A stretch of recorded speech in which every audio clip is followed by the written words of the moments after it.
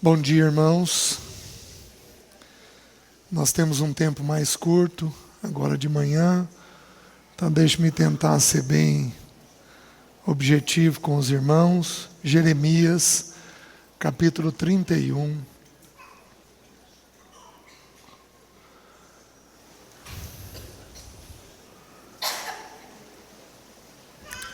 Versículo 17. Jeremias, capítulo 31. O Senhor depositou esse texto para mim, eu tinha 17 anos de idade. Eu partilhei esse texto uma única vez na vida. Foi segundo semestre do ano passado. O Senhor depositou esse texto na minha vida, eu tinha 17 anos de idade.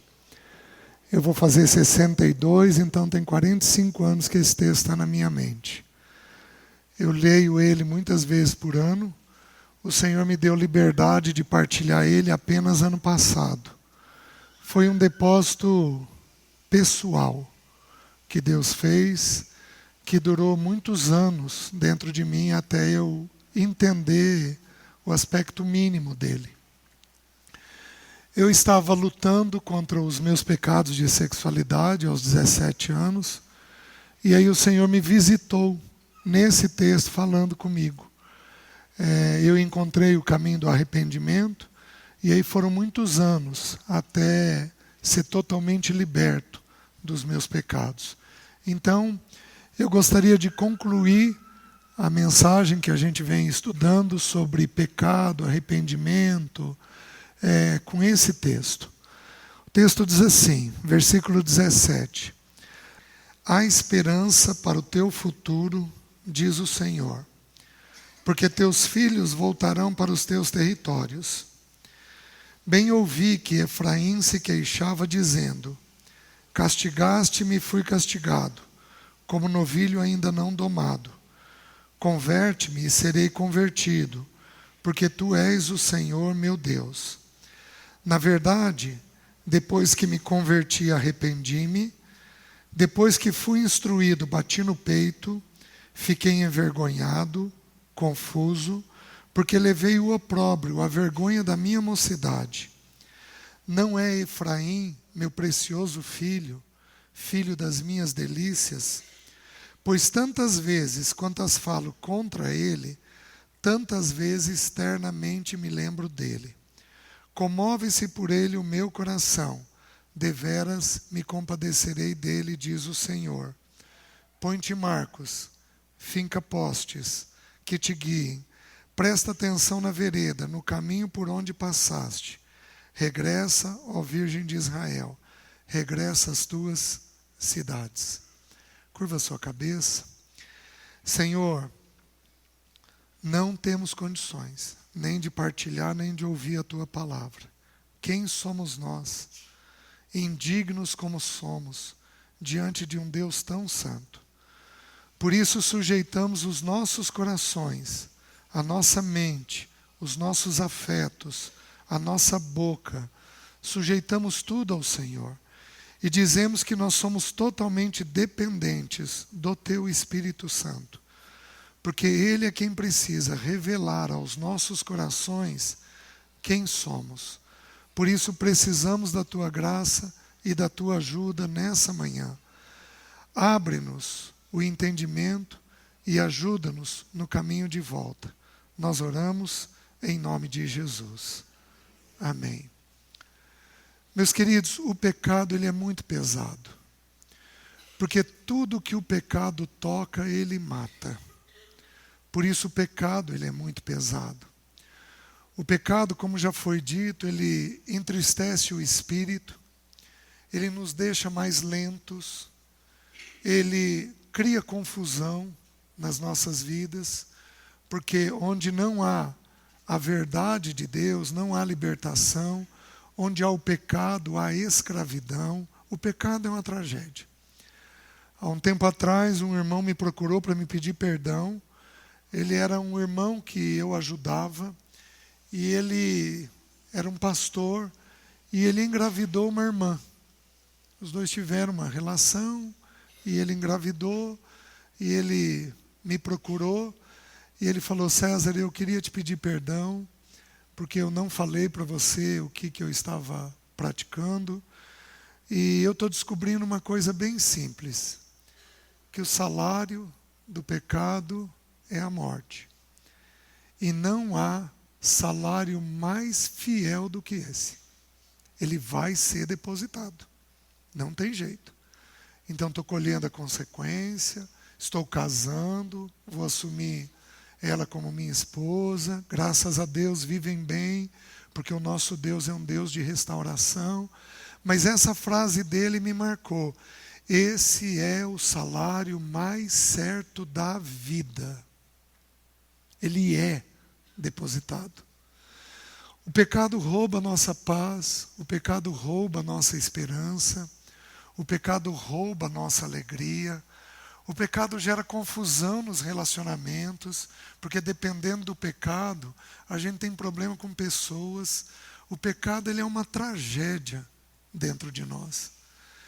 Então, o texto começa, imagina um menino de 17 anos de idade, há 2 anos convertido, escravo de pecados, com o Senhor trabalhando em mim, eu morando sozinho, agora discipulado por um missionário, graças a Deus, me deu todo o material do Atmani para ler, com 2 anos de vida cristã, e eu com muita sede do Senhor, lendo a palavra diariamente, desde o primeiro ano de vida cristã, eu leio a Bíblia pelo menos uma vez por ano, e ele ministra ao meu coração e diz assim: há esperança para o teu futuro.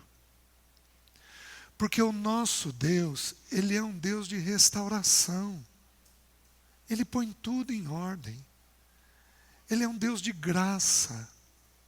Ele é um Deus que Tiago diz que antes de usar de juízo, ele usa de misericórdia. Quantas vezes forem necessárias, o juízo é sem misericórdia. A misericórdia triunfa sobre o juízo. Meus queridos, há esperança para mim e para você.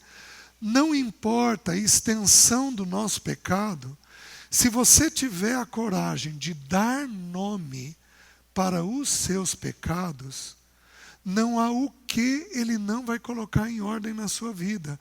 Mas se por um lado, ele fez uma obra perfeita para nós, por um outro lado, nós temos que corresponder a essa obra. O nosso papel é dizer quais são os nossos pecados. O nosso papel é ter a coragem de pontuar. Não tem jeito, todos nós aqui os temos. Todos nós os temos. E alguns de nós temos de caminhão. Eu já confessei para os irmãos pecado de ordem sexual, pecado de controle, pecado de rispidez com os filhos, de braveza, pecado de teimosia. Eu já confessei para os irmãos pecado de legalismo. Quando eu pregava nos primeiros anos da vida cristã, eu pregava de paletó e gravata, eu ia arrancando durante a pregação o paletó, a gravata e ia dando de dedo. Acabou tudo isso, porque eu era rígido, eu era legalista, eu tinha muito para dizer porque eu não era vazio. O homem de Deus maduro, ele é vazio, então ele tem pouco a dizer. Jesus sai dos céus e desce a nós, com que atitude?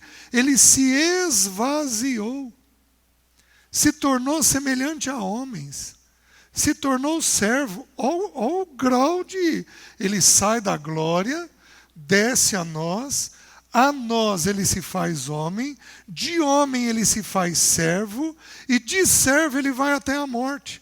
É um caminho para baixo. O nosso crescimento para cima é um caminho para baixo, é um caminho de esvaziamento. Essa é a natureza de Deus.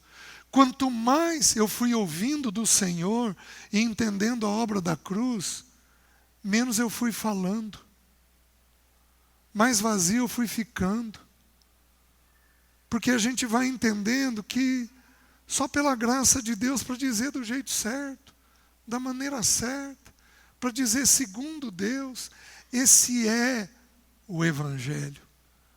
O Evangelho real e verdadeiro é um evangelho de esvaziamento pessoal e de enchimento dele. Deus não pode encher o que estiver cheio. Ele só pode encher o que estiver vazio. De que jeito que nós nos esvaziamos? Pela confissão dos nossos pecados. Irmãos, eu tenho tal coisa. Irmãos, eu tenho que cuidar de tal coisa. Meus queridos, eu vou pro caixão cuidando dos meus olhos. Eu vou pro caixão cuidando dos meus olhos, eu sei disso. Eu sei disso. Eu enviuvei com a convicção de que eu não ia fazer novo casamento. Eu dizia para alguns irmãos próximos: Senhor, eu vou casar com a igreja. Eu vou servir a igreja. E Deus sabe a pureza do meu coração e que eu vivi para isto. Porém, o Senhor tinha um outro propósito. Ele tinha um propósito de me casar novamente, em partes, porque eu teria perigo com a minha sexualidade. Eu sei disso. Não casei por causa disso, óbvio. Mas o Senhor tira isso também de benefício para mim.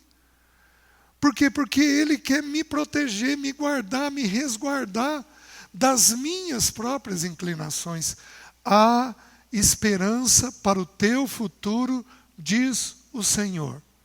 Só que a esperança para nós começa com a nossa confissão. Não começa de outra forma. O papel de Deus foi a obra da cruz. O nosso papel é entendermos onde somos pecadores, confessarmos isso e vigiarmos em cima disso. Porque aí nós trilhamos o caminho da santidade da maneira que tem que ser. Aí ele diz assim, ele conta a história de Efraim. Efraim era uma tribo de Israel. Quando o reino de Israel foi dividido em Salomão, o reino de Israel foi dividido no reino do norte e no reino do sul. O reino do norte ficaram 10 tribos. O reino do sul ficaram 2 tribos, Judá e Efraim. Efraim fazia mais divisa com o reino do norte. O reino do norte foi conduzido por Jeroboão. E Jeroboão, a nação de Israel era uma nação religiosa, então o reino, Jeroboão pensou o seguinte: bom, o povo vai ter que ir até Jerusalém, lá no templo, para adorar. O que nós vamos fazer? Vamos criar um templo aqui, para o povo adorar aqui. E aí ele criou os ídolos dele. Então o reino do norte se tornou um reino extremamente infestado de demônios. Onde Jesus vai morar? No reino do norte, em Nazaré, na Galileia. Por isso que o texto bíblico diz que aquele em quem havia luz,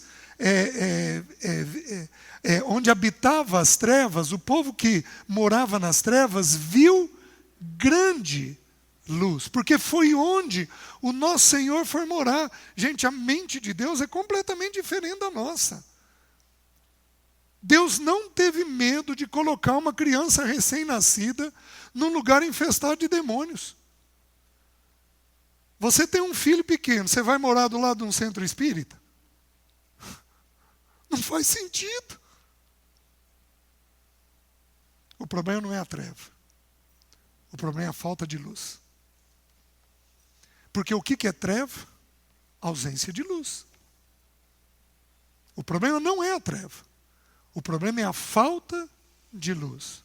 Então Efraim é uma tribo usada para expressar Israel. Às vezes fala apenas da tribo de Efraim, às vezes Efraim tipifica a nação de Israel. Aqui está tipificando a nação de Israel. Vocês sabem o que significa Efraim? Israel representa as nossas vidas. Sabe o que significa o nome Efraim no hebraico? Duplo monte de cinzas. Não é um monte de cinzas. É um duplo monte de cinzas. Mas não termina aí o significado do nome. Sabe o que mais? eu serei duplamente frutífero. Eu sou um monte duplo de cinzas. Eu tenho convicção disso. Mas ele não fez o meu nome parar aí. Ele virou e disse que o meu nome seria duplamente frutífero. Eu sou uma pessoa frutífera. Não por meu mérito, não por quem eu sou, mas por pura graça dele. Você tem que entender que admitir o seu pecado é admitir que você é um Efraim.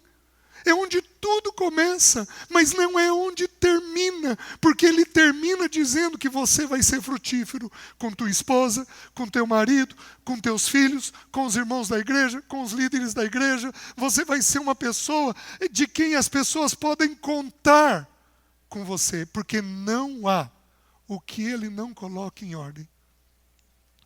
Meus irmãos, quando o ano passado eu li isso daqui, eu pus o meu joelho no chão.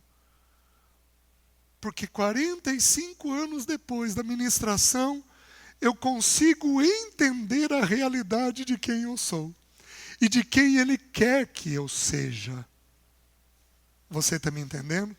Isso encontra respaldo no Senhor Jesus. Estava na glória, se esvazia, se faz homem, se torna servo, obediente até a morte. Porém, o que vai acontecer depois?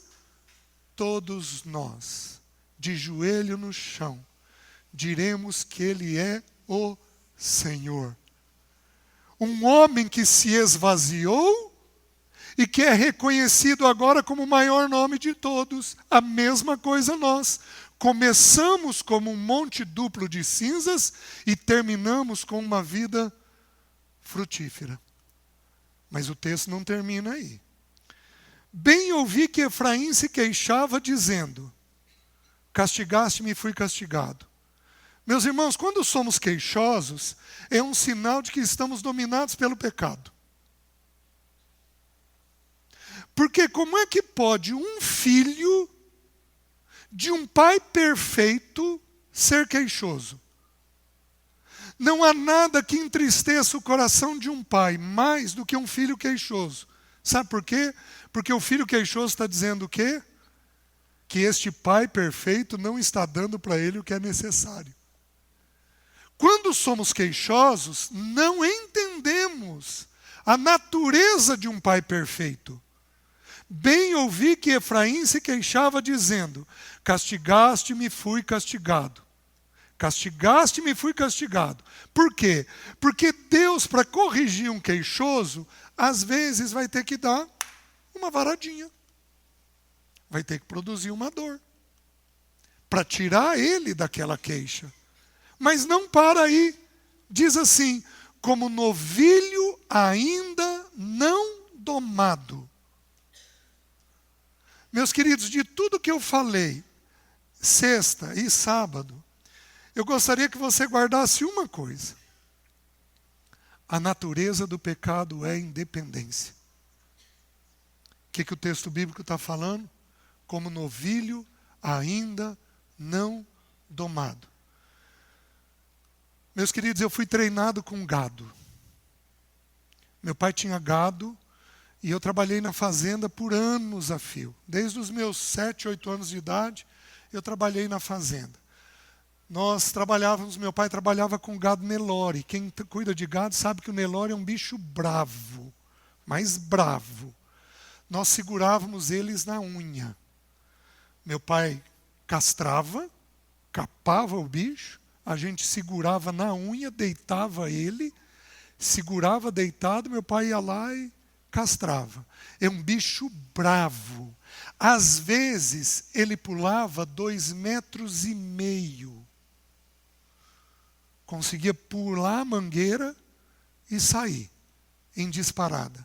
Era um perigo o que nós fazíamos. Hoje, possivelmente, eu não deixaria um filho meu fazer o que eu fiz na adolescência, por causa do tamanho do risco e do perigo que tinha contra nós. É um bicho bravo, como novilho ainda não domado. Ou seja, ele está usando a figura de alguém que quer fazer a sua vontade. Esta é a natureza do pecado. Quando é que esse novilho domado está tratado? Quando ele se sujeita a outros.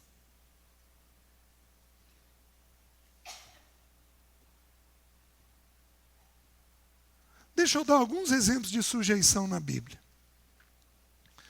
Sarai vira para Abraão, 12 anos de espera. Abraão, vamos fazer o seguinte, pega Agar, tem com ela um filho, ela vai ser mãe de sangue, eu sou mãe de colo. Resolvemos o problema. E o texto bíblico diz que Abraão anuiu ao conselho dela. Novilho ainda não domado. Não perguntou para o Senhor. Nós avançamos, chegamos em Gênesis 22, e aí nasceu Ismael. Ismael está com cerca de 20 anos. E aí nasce Isaac. Isaac está com cerca de 8 anos, ele foi desmamado. Naquela época se desmamava em torno de 8 anos de idade. E aí, coisa de irmão. Irmão mais velho passou perto do irmão mais novo, zombou dele. Mas a mãe, só que agora não mais Sarai, agora Sara, princesa. Ela vê aquela zombaria, ela fica indignada com aquilo, ela chama Abraão de um jeito manso e diz: despede esta mulher e o seu filho, porque o filho dela não será herdeiro junto com meu filho. O que acontece? O texto diz assim: foi isto muito penoso aos olhos de Abraão. Nós temos uma pomba aqui dentro. Está lá no ventilador. Vamos tentar não nos distrair, é só uma pomba. Vamos pensar que representa o Espírito no nosso meio. O texto diz que para aquilo foi muito penoso aos olhos de Abraão, mas ele orou ao Senhor, o que ele não tinha feito antes. Sabe o que o Senhor lhe disse? Vai e faze conforme tudo quanto te disser tua mulher. Naquele momento, quem é que tinha a voz de Deus no casamento? Deixa eu perguntar de novo. Naquele momento, quem é que tinha a voz de Deus no casamento? A mulher.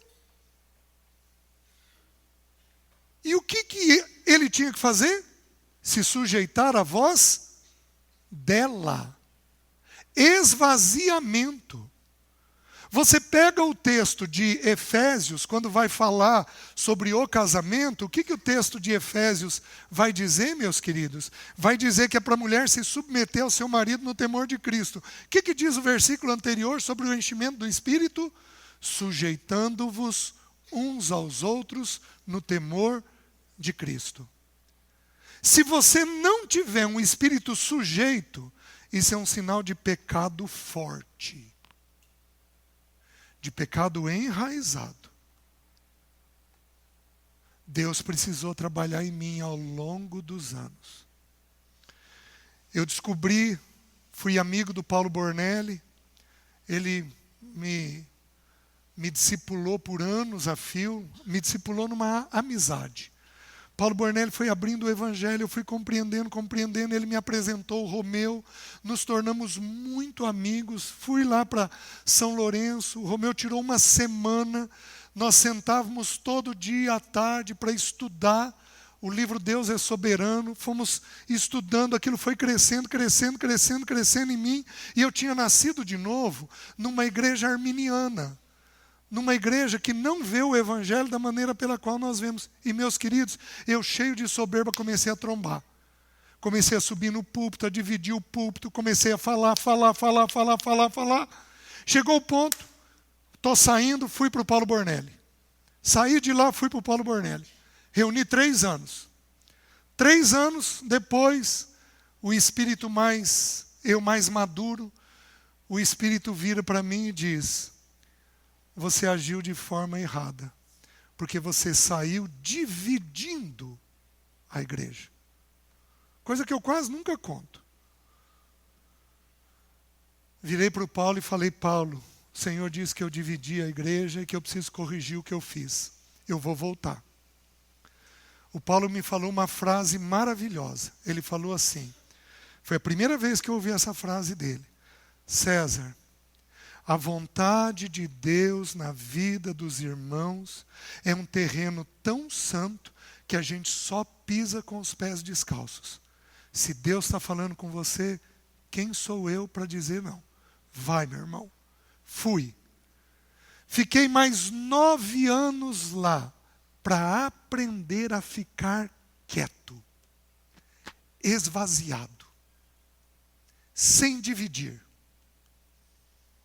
Foram 9 anos de treinamento. Depois de alguns meses, o líder me abriu novamente o púlpito. Hoje nós temos uma amizade enorme. Me abriu novamente o púlpito e eu aprendi a falar sem dividir. O que Deus estava me ensinando? A não ser um novilho ainda não domado. Gente não domada é soberba. É o que eu era. Gente não domada tem sempre o que ensinar. Gente não domada não sabe ouvir. E meus queridos,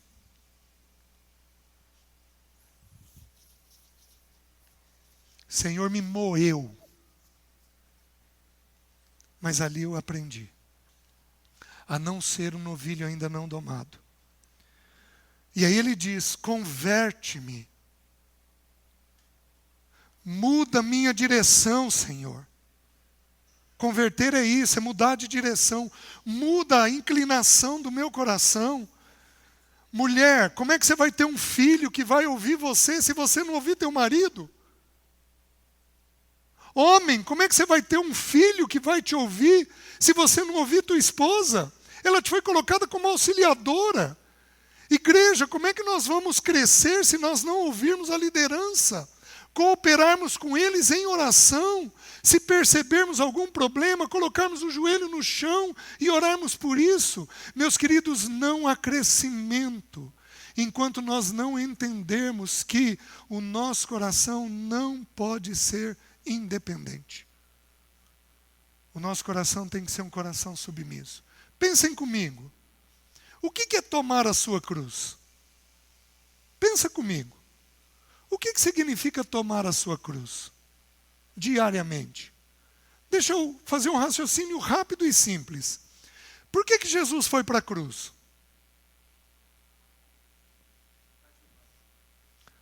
Ele foi para a cruz para salvar a humanidade. Tudo bem até aí? Podemos pensar que é para salvar toda a humanidade, os arminianos vão dizer isso. Podemos pensar que é para salvar apenas a igreja, os irmãos que creem na eleição vão dizer isso. Não importa. Jesus foi para a cruz para salvar a humanidade. Quem queria salvar a humanidade? Deus. Qual Deus? Então a cruz é para o Filho a vontade do Pai. O que é tomar a sua cruz? É tomar sobre si a vontade do Pai. Mas, meus queridos, onde é que nós aprendemos a tomar a vontade do Pai Celeste? Tomando a vontade das pessoas que estão acima de nós.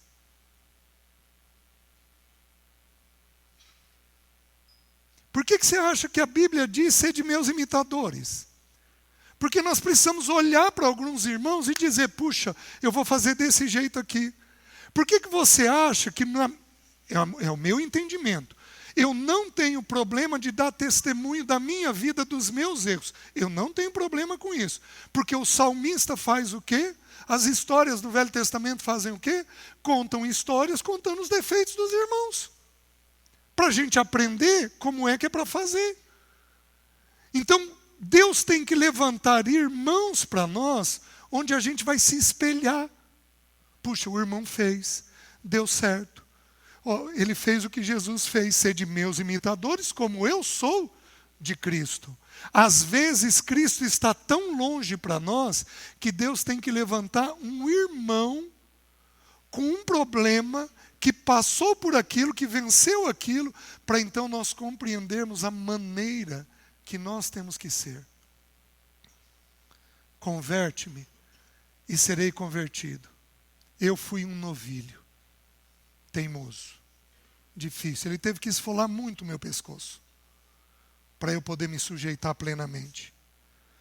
Porque tu és o Senhor meu Deus. Aí ele diz, ele começa a entender a ação de Deus. Ele diz assim, na verdade, depois que me converti, que mudei o caminho, mudei a atitude interna que eu tinha, na verdade, depois que me converti, arrependi-me. É interessante, porque o arrependimento veio depois dele ter mudado o caminho. Ele muda o caminho, e aí ele vai compreendendo com profundidade o seu próprio coração. Porque no caminho errado, você não consegue examinar o teu coração. No caminho certo, você tem a clareza aí do que está ocorrendo dentro do seu coração. Aí você consegue entender do que você tem que se arrepender. Então, primeiro a gente converte o caminho. E então, Deus aprofunda na compreensão de quem a gente é. Depois que me converti, arrependi-me. Depois que fui instruído, bati no peito. Mas não é bati no peito, sou o cara. É bati no peito, Deus, como é que eu fiz isso? Depois que fui instruído, bati no peito. Fiquei envergonhado, confuso, porque eu levei a vergonha da minha mocidade. Como eu disse para os irmãos, nós pecamos hoje na vida adulta baseado nos nossos pecados da adolescência e juventude. Por isso que a Bíblia diz, foge das paixões da mocidade. Porque é lá que determinadas paixões entraram dentro de nós, seja ela qual for. Comer, beber, bater boca, resistir, seja ela qual for. As paixões da mocidade entraram lá atrás na nossa vida. O que aconteceu? Ele, no arrependimento, ele começa a ter compreensão de quem ele é. E aí ele tem vergonha, tem tristeza, tem confusão. E aí, meus queridos, vem uma palavra que me constrange. Porque o nosso Deus resgatador, olha o que ele diz. Não é Efraim, meu precioso filho, filho das minhas delícias.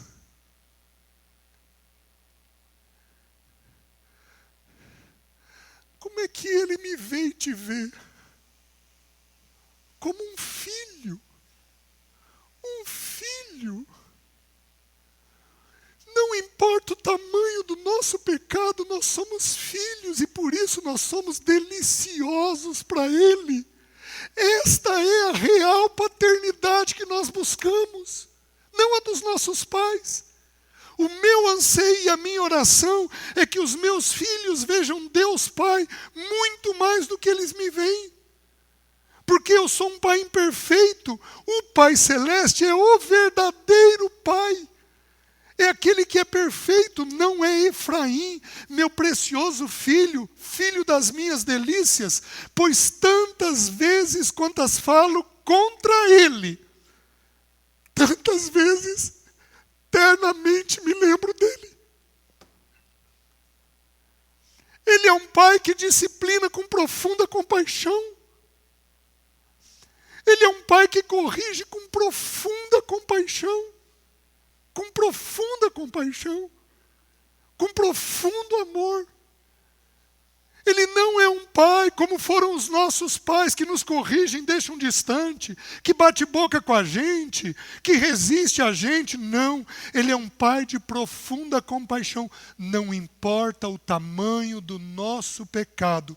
Não é Efraim, meu precioso filho, filho das minhas delícias, pois tantas vezes quantas falo contra ele, tantas vezes externamente me lembro dele. Aplica isso na disciplina do teu filho.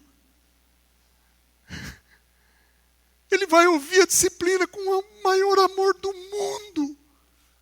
Porque é um pai gracioso. Não é um pai estúpido, agressivo.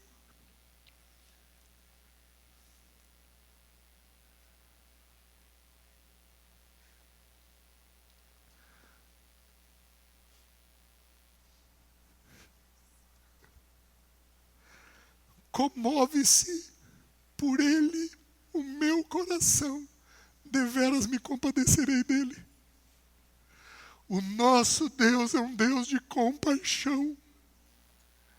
O nosso Deus é um Deus que nos visita para nos resgatar. Esse é o nosso Deus. Não tenha a tua diversidade como um problema. Olhe a tua diversidade e veja a mão de Deus ali. Porque Ele pode estar te chamando à conversão e ao arrependimento. E aí, Ele diz o que precisa ser dito para nós, que é onde eu quero fechar. E já vou encerrar. Ele diz assim: põe-te marcos, finca postes, presta atenção no caminho por onde andaste. O que ele está pedindo?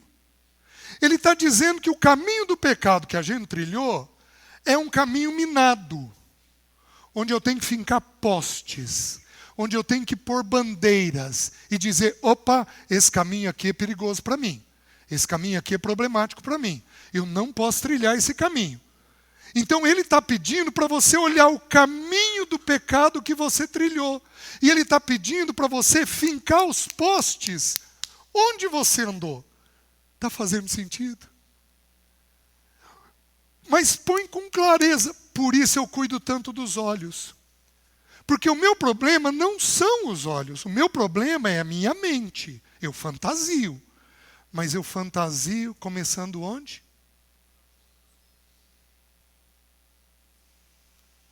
Meus queridos, eu não tive um problema na minha viuvez de sexualidade.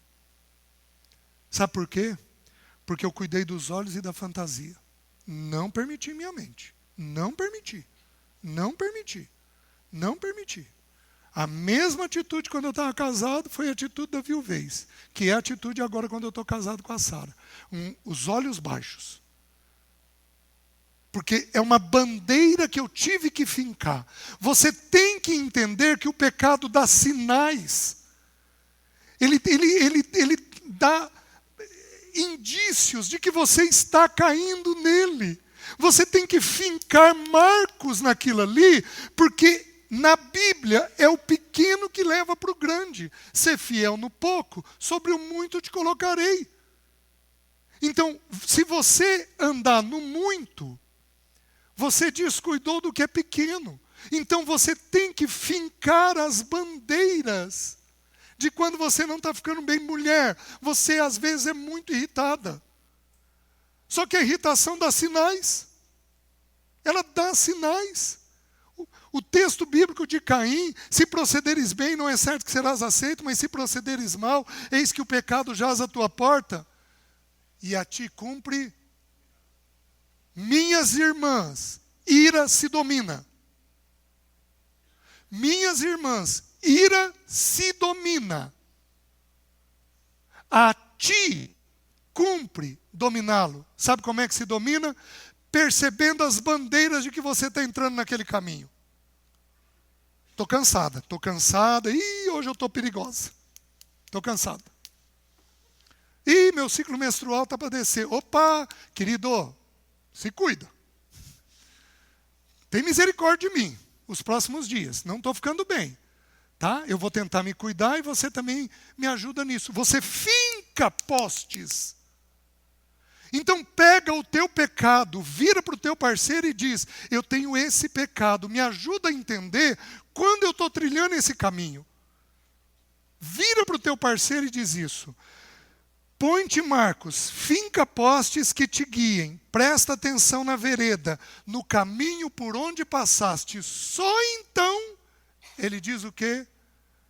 Regressa, ó Virgem de Israel.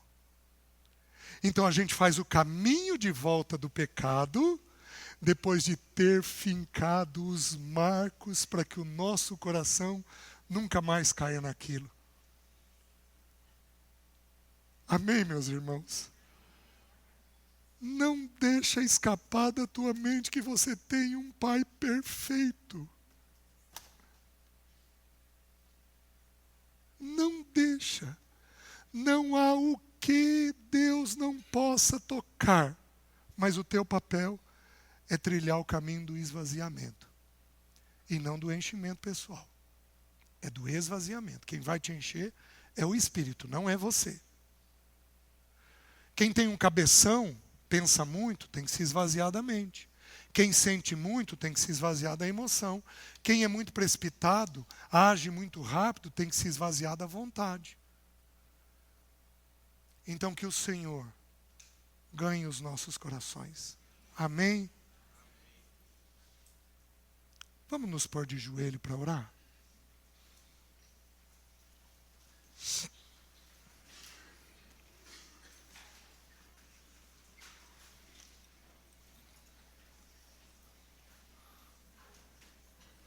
Se for possível, se não for, fica tranquilo, curva a sua cabeça.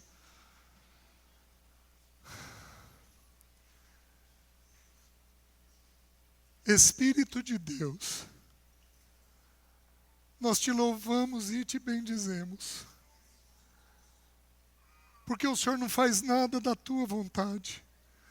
Tudo que o Senhor faz é manifestar o Pai e o Filho. Jesus, nós te louvamos porque o Senhor se tornou um irmão mais velho, nos mostrando o caminho da sujeição e do esvaziamento. Senhor, perdoa os nossos corações. Somos cheios de nós mesmos. Somos um monte duplo de cinzas que o Senhor quer transformar em alguém duplamente frutífero. Senhor, tira essa rebeldia que existe no nosso coração. Esse novilho ainda não domado. Espírito Santo de Deus, nos visita com graça e com misericórdia. Precisamos do Senhor. Eu peço que o Senhor dê clareza para o teu povo do caminho do pecado. Que cada um de nós finque os marcos, coloque as bandeiras, que a gente preste atenção nesse caminho que o nosso coração segue de pecado e ajuda-nos a fazer o caminho de volta. Ajuda-nos a nos ver como filhos amados, filhos de um Pai perfeito e não do nosso Pai terreno. Ajuda-nos, Senhor. Ajuda-nos, Senhor, para que o teu bom nome seja glorificado. Nós oramos em nome de Jesus. Amém.